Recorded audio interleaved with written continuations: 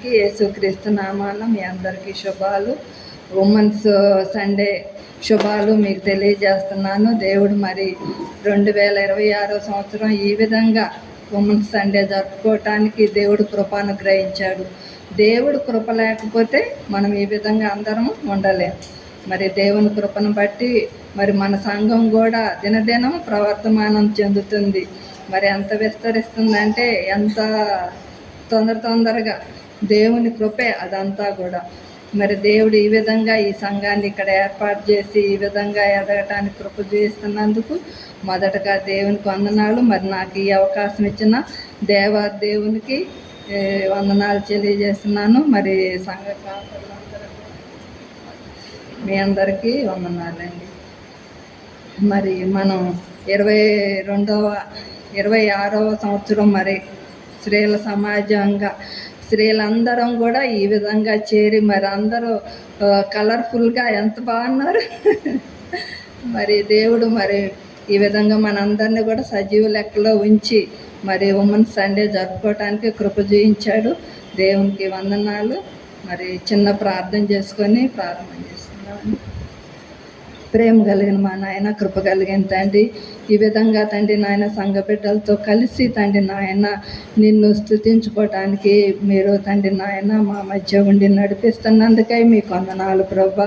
మాట్లాడబోయే నన్ను తండ్రి నాయన నేను కాదు నాయన, మీరు తండ్రి నాయన బిడ్డలకి ఏ విధంగా తండ్రి నాయన మరి బోధించాలనుకుంటున్నారో మీరే మాట్లాడి తండ్రి నాయన బిడ్డల హృదయాలని తృప్తిపరిచి మీరే మహిమ పొందమని, చేరిన బిడ్డలందరినీ కూడా మీరు దీవించమని, నన్ను కూడా మీరు బలపరచమని యేసయ్య నామములో అడిగి వేడుకొంచున్నాం తండ్రి. ఆమేన్. మరి మనం చదివిన వాక్యంలో లూకాసు వార్త 15 మత్తయి సువార్త 15వ అధ్యాయంలో చూస్తాము. ఒకసారి చదవండి. యేసు అక్కడి నుంచి బయలుదేరి తూరు సీదోను ప్రాంతం వెళ్ళగా ఇదిగో ఆ ప్రాంతం నుండి కానాను స్త్రీ ఒకటి వచ్చి, ప్రభువా, దావీదు కుమారుడా, నన్ను కనికరించుము, నా కుమార్తె దయ్యము పట్టి బహుగా బాధపడుచున్నదని కేకలు వేశాను. మరి ఇక్కడ చూస్తున్నామండి, తూరు సీదోను పట్టణ ప్రాంతం నుంచి కానాను స్త్రీ ఒకటి మరి అక్కడికి యేసయ్య అక్కడ ఉన్నాడు అని తెలుసుకొని తన కుమార్తె దయ్యం పట్టి ఎంతో బాధపడుతుందంట. మరి తల్లికి ఎంత వేదన అండి అది. మరి తల్లులందరికి కూడా తెలుస్తుంది. చిన్న పిల్లలకి చిన్నది ఏదన్నా అయితేనే మనం పిల్లల కన్నా కూడా తల్లులే గిలగిల్లాడిపోతారు. అట్లాంటిది మరి దయ్యం పట్టి అనేక సంవత్సరాల నుంచి మరి బిడ్డను ఎంతో పరుస్తుంది ఆ దయ్యం. అది మరి యేసయ్యే స్వస్థపరచగలడు అనని ఆ కానాను స్త్రీ స్థిరమైన విశ్వాసం కలిగి మరి దేవుని దగ్గరకు వచ్చింది. మరి వచ్చి అడుగుతుంది, దావీదు కుమారుడా, నన్ను కరుణింపుము, నా కుమార్తె దయ్యం పట్టి బహు బాధపడుచున్నదని కేకలు వేస్తుందంట. మరి కేకలు వేస్తుంటే శిష్యులు ఊరుకుంటారండి. అంతకుముందు కుష్ఠరోగులు కేకలు వేస్తుంటేనే ఊరుకుండండి అని గర్దించారు. అట్లాగే గర్దించి ఉండొచ్చు, కానీ ఆమె ఏం పట్టించుకోవట్లేదు. ఎందుకంటే దేవుని దగ్గరే స్వస్థత ఉందని తను నమ్మింది, విశ్వసించింది. కాబట్టి మరి ఆ స్త్రీ ఏం చేస్తుంది, దావీదు కుమారుడా, నన్ను కరుణించు అని కేకలు వేస్తుంది. తన కుమార్తెకి యేసయ్య దగ్గరే స్వస్థత ఉందని గ్రహించింది. కాబట్టి మరి యేసయ్య మరి ఆ కేకలు విని మరి ఒక్క మాట కూడా మాట్లాడలేదంట. మరి మన దేవునికి స్వస్థత పరచటం ఇష్టం లేదా? అట్లేం కాదు. దేవునికి నశించిన దాన్ని వెతికి రక్షించటానికి ఆయన ఈ లోకానికి వచ్చాడు. మరి బిడ్డ ఎంత బాధపడుతుంటే ఎందుకు ఆయన మౌనంగా ఉన్నాడంటే, అక్కడ చుట్టుపక్కల ఉన్న వాళ్ళందరికీ తన శిష్యులకు కూడా మరి ఆమె విశ్వాసం ఏంటో తెలియపరచటానికి. కొన్నిసార్లు మనం కూడా అట్లానే చేస్తాం కదండి. మన మీద వేరే వాళ్ళకి ఎంత ప్రేమ ఉందో తెలుసుకోవటానికి కొన్ని పరీక్షలు పెడతా ఉంటాం. అట్లాగే మరి యేసయ్య కూడా ఏమని మౌనంగా ఉన్నాడంట. ఏం సమాధానం ఇవ్వలేదంట. స్వస్థపరుస్తాను అని కానీ పచ్చను అని కానీ ఏమి సమాధానం ఇవ్వకుండా ఉంటే శిష్యులకే ఒకలాగా అనిపించిందేమో.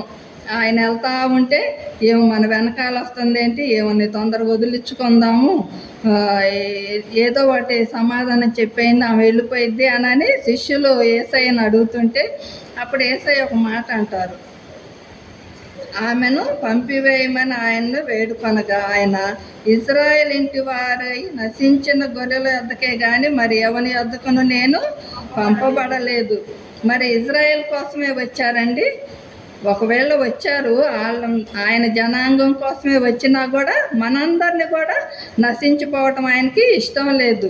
అందుకే మరి వారి దగ్గరికే వచ్చానని చెప్తున్నారు ఆయనను ఆమె వచ్చి ఆయనకు మ్రొక్కి, ప్రభువా నాకు సహాయం చేయమని అడిగాను. అట్లా అన్నా కూడా నేను ఇజ్రాయేల్ జనాంగం కోసమే వచ్చానమ్మా, అన్యుల కోసం రాలేదు అని చెప్పినా కూడా ఆమె మాత్రం విడిచిపెట్టట్ల దేవుణ్ణి. అయినా కానీ ఆయన వెనకాలే వెళ్తుందంట, ఆయన ఇంకా మ్రొక్కిందంట. అంటే ఏమి ఆయన అన్న దానికి బాధపడకుండా ఆయన ఇంకా మొక్కిందంట. మొక్కి మరి నాకు సహాయం చేయమని అడిగాను. అందుకు ఆయన పిల్లల రొట్టెలు తీసుకొని కుక్క పిల్లలకు వేయట యుక్తం కాదని చెప్పగా మరి ఆమెను ఏమని పోల్చాడండి, కుక్క పిల్లతో. మరి మనమైతే ఊరుకుంటామండి, కుక్క పిల్లతో పోలుస్తావా నన్ను అని మనకి బాధేసి వెంటనే వెనక తిరిగి వెళ్ళటమో ఏదో చేస్తాం. కానీ ఈ స్త్రీ కుక్క పిల్లతో పోల్చినా కానీ ఏం సిగ్గుపడలేదు, ఏం బాధపడలేదు. ఎందుకంటే తన కుమార్తె స్వస్థత ఇక దేవుని దగ్గరే, ఇంకెక్కడా దొరకదు అని తను ప్రగాఢంగా విశ్వసించింది. కాబట్టి ఆమె అంటుంది ఒక మాట, నిజమే ప్రభువా, కుక్క పిల్లలు కూడా తమ యజమానుల బల్ల మీద పడు ముక్కలు తినును కదా అని చెప్తుంది. మరి అంతే కదండి, చిన్నపిల్లలు తిన్న తర్వాత ఏమన్నా కింద పడితే కుక్కలు తింటాయి కదా, అది ఇంట్లో కుక్కలు. వీధి కుక్కల గురించి దేవుడు చెప్పట్లేదు, మరి ఏమో చెప్తుంది. ఇంట్లో పెంచుకునే కుక్కలు మనతో పాటే అన్నీ తింటాయి. ఈ రోజుల్లో అయితే పిల్లల్ని నడిపిస్తే కుక్క పిల్లల్ని చక్కనేసుకు తిరిగే రోజులు. కానీ మరి కుక్క పిల్లలు కూడా బల్ల మీద నుంచి పడు ముక్కలు తింటాయి కదా అని తను ఎంత సమర్థించుకుంటుందో చూడండి. తను ఎంత దేవునికి మరి సమాధానం చెప్పి, అవును ప్రభా నేను ఒప్పుకుంటున్నాను, అదేమి ఆమె సిగ్గుపట్టల్లా ఒప్పుకుంటుంది, నేను ఒప్పుకుంటున్నాను అని చెప్పినప్పుడు మరి అందుకు యేసు, అమ్మ నీ విశ్వాసము గొప్పది, నీవు కోరినట్లే అవునుగాక. ఆమె విశ్వాసాన్ని మరి దేవునికి ముందే తెలుసు. ఆమె విశ్వాసం అందరికీ తెలియటం కోసం ఆ విధంగా మరి చెప్పాడు. మరి లూకాసు వార్త 18వ అధ్యాయం 1 నుంచి 8 వరకు చదవండి.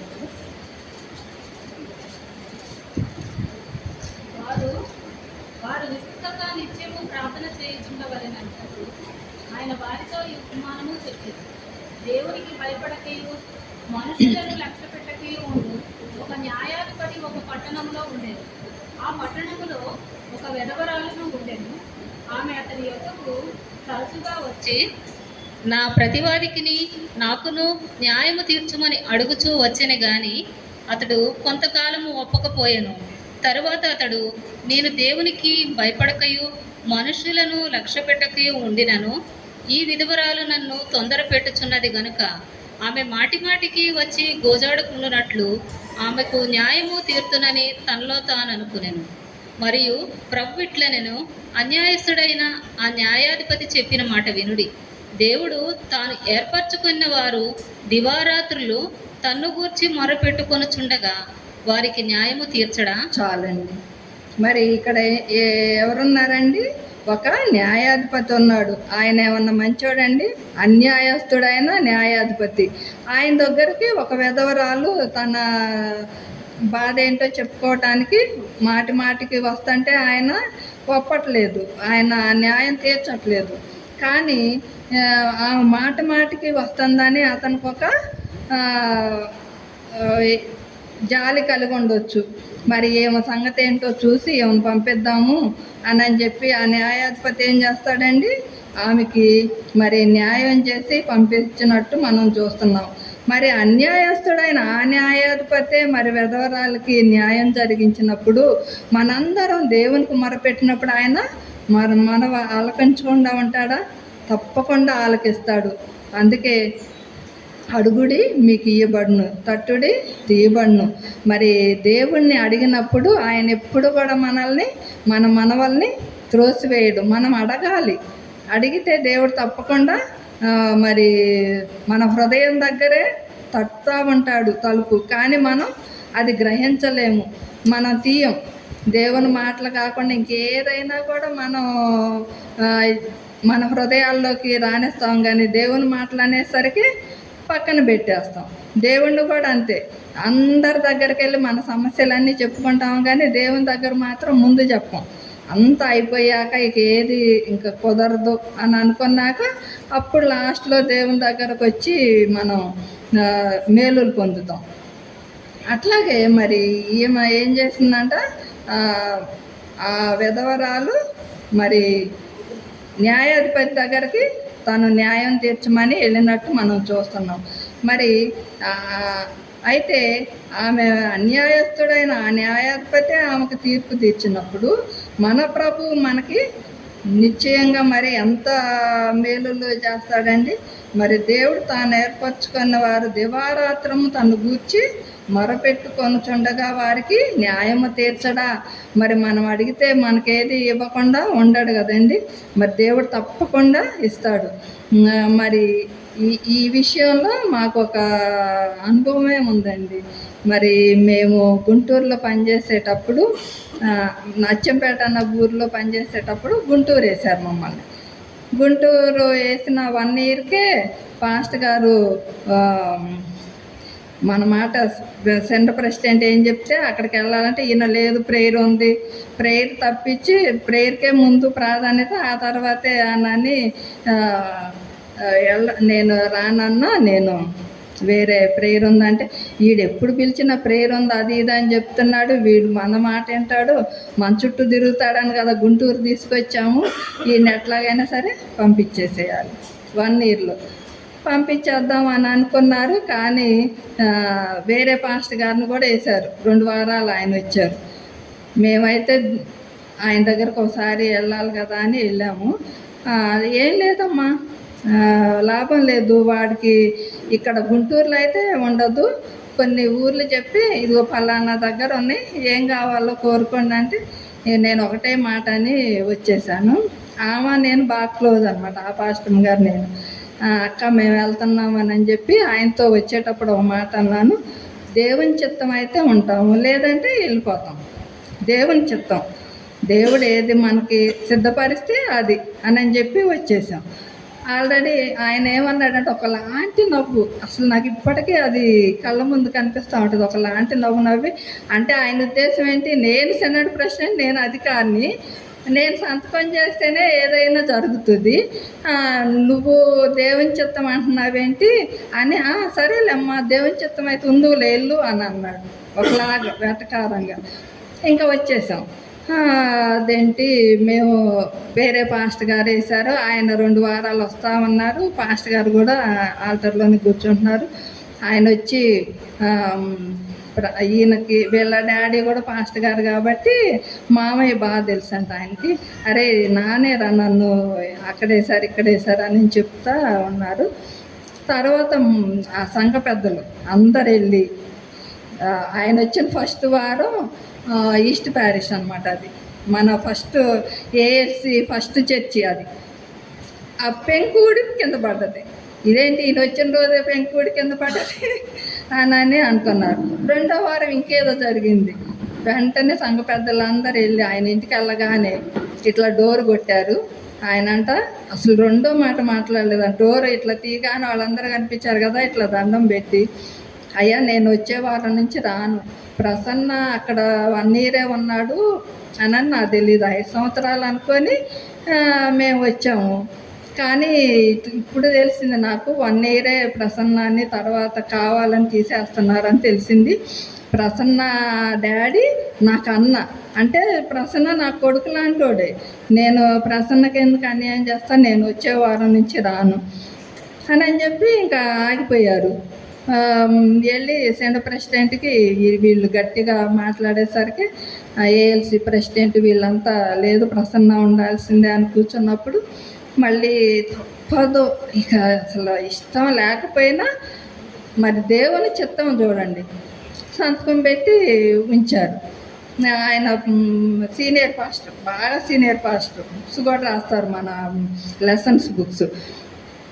అయితే ఆయన ఫోన్ చేసి, అరే ప్రసన్న 2 వారాలు వచ్చాను కదరా సగం చేసి ఇప్పించు, నాకు ఇంకేం వద్దులేరా అని అంటే, సర్లే అంకులు ఏమున్నా అందులో పీసీసీలో పెట్టి ఇప్పిస్తామని.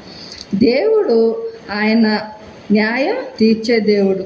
మనం ఆయన మీద కంప్లీట్గా ఆధారపడ్డప్పుడు, విశ్వసించినప్పుడు తప్పకుండా అది అసాధ్యం, ఇక అది జరగదు అనుకున్నాయి కూడా జరిగించే దేవుడు. మరి ఇది నా చేతుల్లో ఉంది అని ఆయన ఎంత ఇదిగా మాట్లాడాడంటే, నేను తప్ప ఇంకెవ్వరు చేయలేరు అని అనుకున్నాడు. కానీ దేవుడు చేయిస్తాడు ఏదో ఒక రకంగా.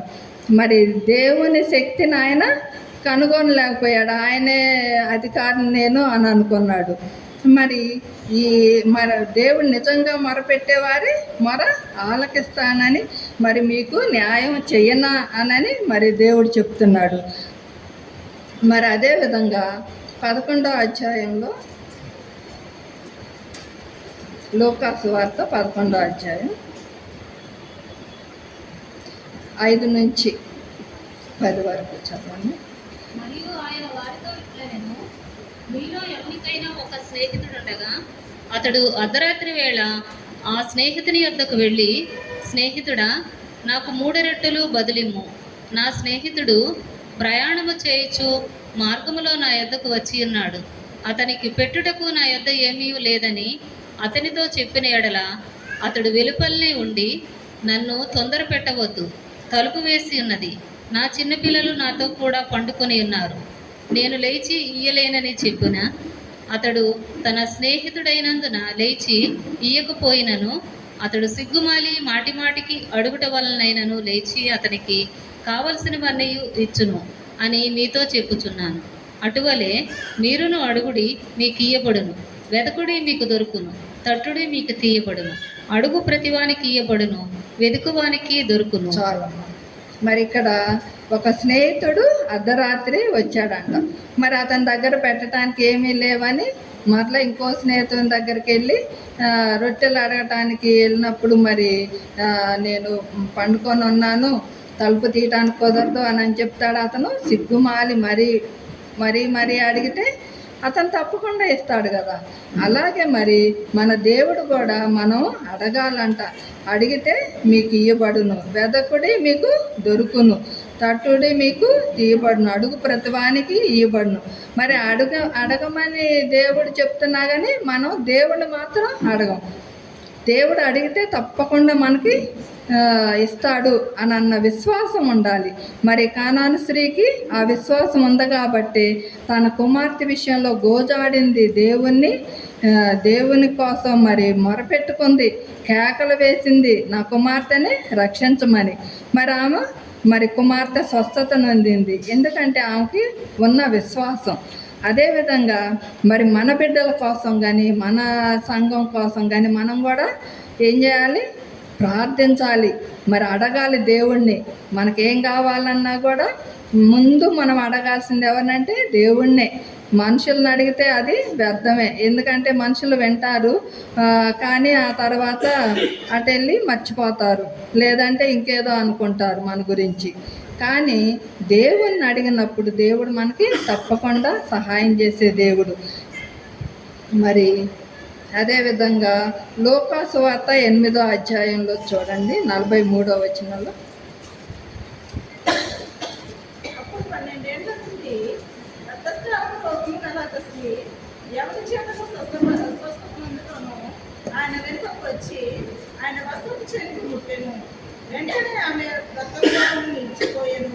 నన్ను ముట్టినది ఎవరని యేసు అడగగా అందరూ మేమెరుకమని అన్నప్పుడు పేతురు ఏలినవాడ జనసమూహం కిక్కిరిసి నీ మీద పడుచున్నారు కానీ అనగా యేసు ఎవడో నన్ను ముట్టెను, ప్రభావము నాలో నుండి వెళ్ళిపోయినదని నాకు తెలిసినదనెను. చాలమ్మా. ఇక్కడ మరి 12 ఏళ్ల నుంచి రక్తస్రావం కలిగిన స్త్రీ ఒక ఆమెని చూస్తున్నాం. మరి ఆమె 12 ఏళ్ల నుంచి బాధపడుతుందంటే అసలు ఎంత భయంకరం అండి. నిజంగా అది అసలు ఎంత డబ్బులు వెచ్చించుంటుంది, ఎన్ని హాస్పిటల్స్. అప్పుడు హాస్పిటల్స్ లేకపోయినా వైద్యం చేసేవాళ్ళు ఎవరో ఒకళ్ళు ఉంటారు కాబట్టి అక్కడికి వెళ్ళి ఎన్ని చేసినా కూడా ఆమెకి స్వస్థత కలగలేదు. మరి ఈమె తెలుసుకొని ఉంటుంది, యేసు అని ఆయన ఉన్నాడు, ఆయన దగ్గరికి వెళ్తే నాకు స్వస్థత అనుగ్రహిస్తాడు అని తెలుసుకొని ఉంటుంది. కానీ ఆ దినాల్లో మరి ఎదురుగా రావటానికి కూడా స్త్రీలు భయపడతారు. మరి బహిరంగంగా రావటానికి కానీ పురుషులతో మాట్లాడటానికి కానీ భయపడే రోజుల్లో మరి ఆమె ఏమనుకుంటుంది, జనసమూహం మధ్యలో ఏదో ఒక రకంగా వెళ్ళి ఆయన వస్త్రపు చెంగు మాత్రం ముడితే చాలు. ఆమె విశ్వాసం చూడండి. ఆయన ఏదో చెయ్యాలి, లేదంటే ఒక మాట చెప్పించుకోవాలి, అమ్మ నీ జబ్బు నయమైంది అని కాకుండా వస్త్రపు చెంగు ముడితే చాలు నేను స్వస్థత నొందుతాను అని ఆమె కలిగిన విశ్వాసాన్ని బట్టి ఆమె ఏం చేసింది, జనం మధ్యలోకి వచ్చి ఆయన వస్త్రపు చెంగు ముట్టుకుందంట. మరి యేసయ్య వెంటనే అది గ్రహించారు. ఆయనకి సమస్తం తెలుసు కదండి. ఆమె రాకముందే లేదంటే ఆ స్వస్థత పడకముందే యేసయ్యకి తెలుస్తుంది. మనం అసలు పుట్టకముందే పిండంగా ఉన్నప్పుడే మనల్ని ఎరిగిన దేవుడు. మరి అలాంటిది ఆమె వస్త్రపు చెంగు ముట్టకముందే ఆమె స్వస్థత కలుగుతుంది, ఆమెకి విశ్వాసం ఉంది అని ఆయనకు తెలుసు. అయితే మరి ఆమె వస్త్రపు చెంగు ముట్టగానే ఆమె బాగుపడ్డట్టు మనం చూస్తున్నాం. మరి నాలో నుంచి ప్రభావం వెళ్ళిపోయింది, నన్ను ఎవరు ముట్టారు అని అంటే పేతురు వచ్చి అంటాడు. పేతురు అన్నిటికీ నేను ముందుంటాను అని అంటాడు కదా. ఆ పేతురు వచ్చి ఏమంటున్నాడు, ఇంతమంది జనం ఉంటే మరి అందరూ తొక్కేసలాటలో మీద పడతారు కదయ్యా, మరి ఎవరు పడ్డారు అని అడుగుతారేంటి, ఎవరని చెప్తాము అని అన్నప్పుడు మరి ఆ స్త్రీ వచ్చి ఒప్పుకుంది, నేనే నిన్ను ముట్టాను అని.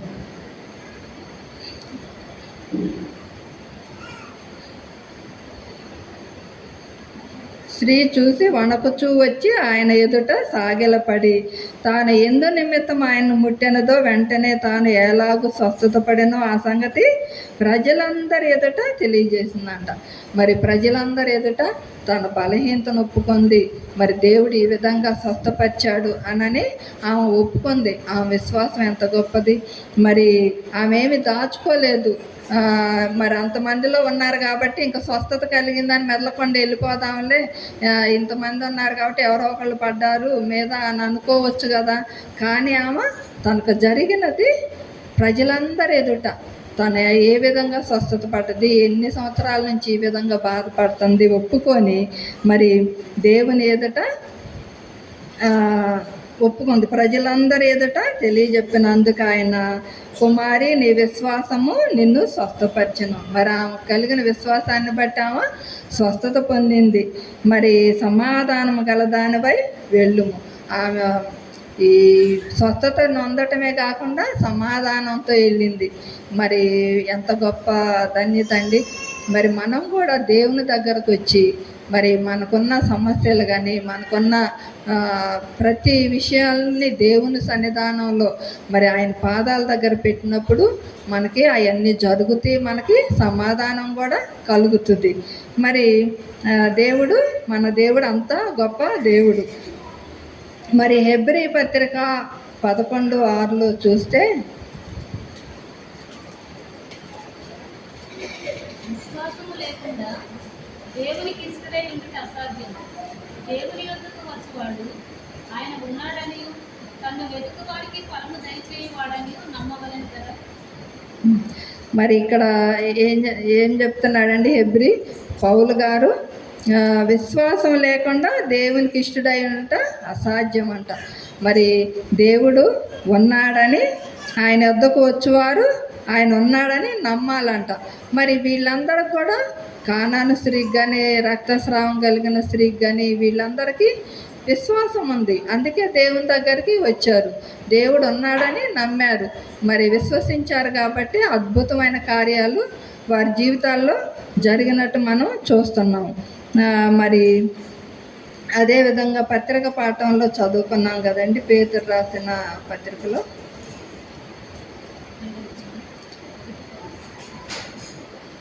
మొదటి అధ్యాయం చదువు.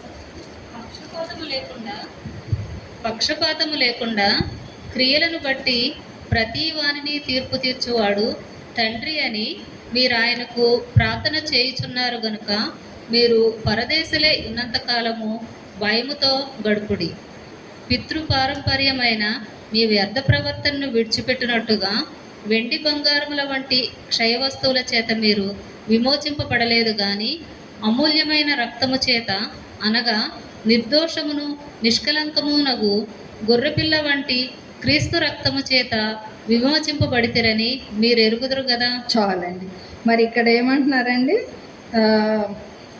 మన దేవుడు వ్యర్థమైన వెండి బంగారాలు లాంటి వస్తువుల చేత కాదు కానీ అమూల్యమైన రక్తం చేతనే మనకి విమోచన కలుగుతుంది. మరి మొన్నటి వరకు మనం గుడ్ ఫ్రైడే దాకా రోజు దేవుని సన్నిధానంలో శ్రమల కాల ధ్యానాలు జరిగించాం కదండి. మరి దేవుడు ఎవరి కోసం తన ప్రాణాన్ని నడిపించాడండి? ఆయన ఏమన్నా పాపం చేస్తే అర్పించాడా? మనందరి పాపాల కోసం, మనందరి రక్షణ కోసం ఆయన బలి అయ్యాడు. మరి పోయిన వారమే పునరుద్ధాన దినాన్ని కూడా మనం జరుపుకున్నాం. మరి దేవుడు పునరుద్ధానుడై మరి తన శక్తిని తన శిష్యులకి అనుగ్రహించాడు. పరిశుద్ధాత్మను అనుగ్రహించటం ద్వారానే పేతురు ఈ విధంగా రాస్తున్నాడు. మరి పేతురు యేసయ్య ఉన్న టైంలో యోహాను సువార్త కానీ, మత్తయి కానీ, మార్కు వీటిలో అన్నిటిలో మరి దేవుని పరిచర్యలో కొనసాగిస్తున్నప్పుడు పేతురు అంటూ ఉంటాడు, జనులందరూ ఏమనుకుంటున్నారు అని అంటే, పేతురు అయితే ముందొచ్చి నీవు సజీవుడైన దేవుడిని కుమారుడివి అని చెప్తాడు. మరి అదేవిధంగా మరి నేను ఈ విధంగా మరణానికి అప్పగించబోతున్నానంటే దేవునితో అంటాడు, నీకు ఇది కలగకూడదు, నేనుండగా నిన్ను ఎవరో చెయ్యి కూడా వేయటానికి వీలు లేదు అన్నట్టు అంత ఇదిగా మాట్లాడతాడు. అంటే తన మీద తనకున్న నమ్మకం. కానీ దేవునికి తెలుసు, పేతురు నువ్వు 3 సార్లు నన్ను ఎరగనని బొంకుతావు అని నేను చెప్పినప్పుడు మరి మనం కూడా కొంతమంది ఎవరన్నా మంచి ఫ్రెండ్స్ అనుకోండి, ఏంట్రా నీకోసం నేను ప్రాణమైన ఇస్తా అని అంటాం. నిజంగా ప్రాణం ఇస్తామండి, సరే ప్రాణం వద్దులే, ఒక 1000 రూపాయలు ఇవ్వాలంటే ఏదో కథ చెప్తాం. అయితే ఈ పేతురు కూడా అట్లానే మరి అదేంటి, నేను నా ప్రాణాన్ని అందిస్తానయ్యా, నిన్నెందుకు వాళ్ళకి అప్పచెప్తాము అని అన్నప్పుడు యేసయ్య నవ్వుకొని ఉంటాడు మనసులో, నువ్వు నన్ను ఎరగనని ముమ్మారు బొంకుతావు. మరి అట్లాగే యోహాను సువార్త 21లో కూడా చూస్తాం కదా, ఆయన పునరుద్ధానం అయిన తర్వాత మరి పేతురుకి ప్రత్యక్షమైనప్పుడు అడుగుతాడు, నా గొర్రెలని కాయుము, నా గొర్రెలని మేపుమా అని పేతురుని బలపరుస్తాడు. అక్కడి నుంచి పేతురు బలపడి మరి దేవుని శక్తి పొంది ఈ పత్రికలు రాసే టైంకి మరి పేతురు ఎట్లా అయిపోయాడంటే, తన ప్రాణం సైతం కూడా పోయినా పర్లేదు, దేవుని సువార్తను మాత్రం చెప్పాలి. ఆయన ఎంత శక్తిమంతుడో, ఎంత మన కోసం ఎంత ప్రాణం పెట్టాడో ఆ విషయాలన్నీ కూడా చెప్పాలి. మేము కన్నులారా చూసిన వాటిని, విన్న వాటిని, మరి ఆ రోజుల్లో వాళ్ళు ఉన్నారు కదండి శిష్యులు, మరి అవన్నీ కూడా మేము చెప్పాలి అని అనుకొని, అందుకే అమూల్యమైన రక్తము చేత నిర్దోషమును నిష్కపటముగాను గొర్రెపిల్ల వంటి క్రీస్తు రక్తము చేత విమోచింపబడితేరని మీరు ఎరుగుదురు కదా. మరి మనందరం కూడా క్రీస్తు రక్తంలోనే మరి విమోచింపబడ్డాం. మరి ఈ విధంగా మనం ఉన్నామంటే ఆయన రక్తం ద్వారానే మనం విమోచింపబడ్డాం. మరి ఆయన రక్తాన్ని మనం తీసుకుంటున్నాం, ఆయన శరీరాన్ని మనం భుజిస్తున్నాం ప్రతి నెల. కాబట్టి మనం దేవుని శక్తిని పొందిన వారమై ఉండాలి. మరి అదేవిధంగా మీరు క్షయబీజం నుండి కాక శాశ్వతమగు జీవము గల దేవుని వాక్యం మూలంగా అక్షయ బీజం నుండి పుట్టినవారు. మనం మరి దేవుని రక్తంలో క్షయబీజం నుంచి కాక అక్షయ బీజం నుంచి పుట్టిన వారం కనుక నిష్కపటమైన సహోదర ప్రేమ కలిగినట్లు అని అంటున్నారు. మరి నిష్కపటమైన సహోదర ప్రేమ, మరి ఒకరినొకరం ప్రేమించుకోవాలి, ఒకరినొకరం గౌరవించుకోవాలి, మరి ఒకరికంటే ఒకళ్ళు యోగ్యులుగా ఎంచుకోవాలి. అలాంటి ప్రేమ కలిగి ఉండాలి. ఎలాంటిదంటే దేవుని ప్రేమని మనం కలిగి ఉండాలి, ఒకరి ఎడల ఒకరు. మరి దేవుడు యోహాను సువార్త 3:16 చెప్తాడు, దేవుడు లోకమును ఎంతో ప్రేమించును. అలాంటి ప్రేమ కలిగి మనం సహోదరులందరం కూడా సహోదరుల ఐక్యత కలిగి ఉన్నట్టు ఎంత మేలు, ఎంత మనోహరం. మరి అలాంటి ప్రేమ కలిగి మనం జీవించాలి. మరి సహోదరుల ఐక్యత కలిగి ఒకరి మీద ఒకరు చాడీలు చెప్పుకోవటము లేదంటే ఇట్లా కాకుండా ప్రేమ కలిగి, ప్రేమ అన్నిటినీ కూడా సహిస్తుంది. 1 కొరింథీ 13 చూస్తాం కదండి ప్రేమ గురించి.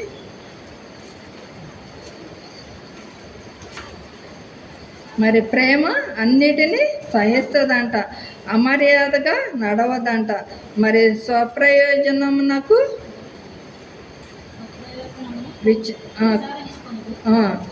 కోపపడదు,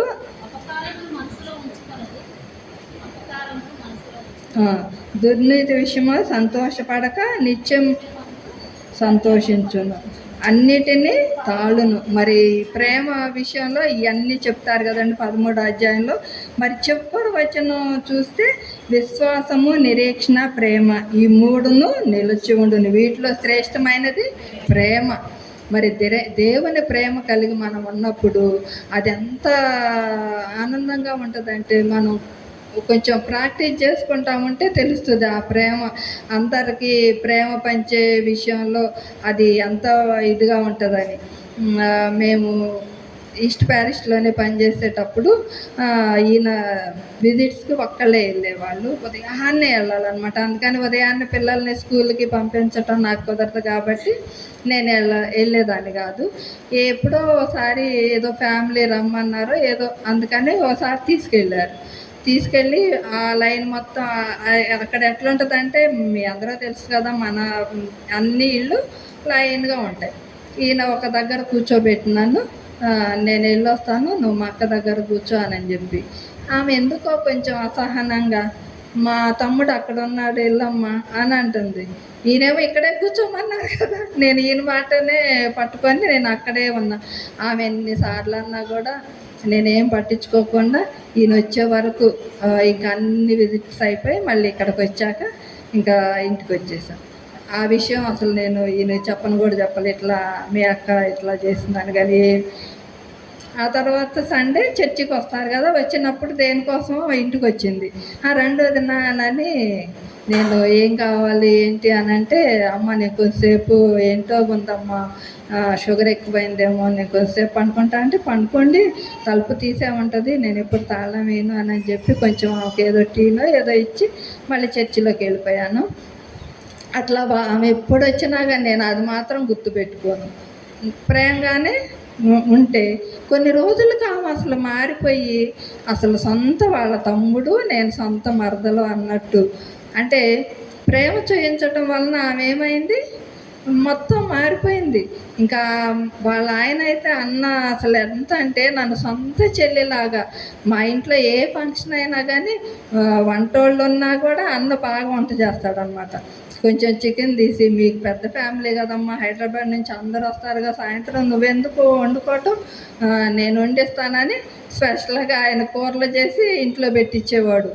అంత ప్రేమగా ఉండటానికి గల కారణం ఏంటంటే మనం ప్రేమ చూపించినప్పుడు ఆ ప్రేమను మరలా పొందుకోగలం. మనం చిన్న చిన్న వాటికి కూడా ఇదేంటి ఇట్లా చేశారు అట్లా చేశారు అని. అందుకే కొరింథీ 13 అదంతా ఫస్ట్ నుంచి చదివితే మనం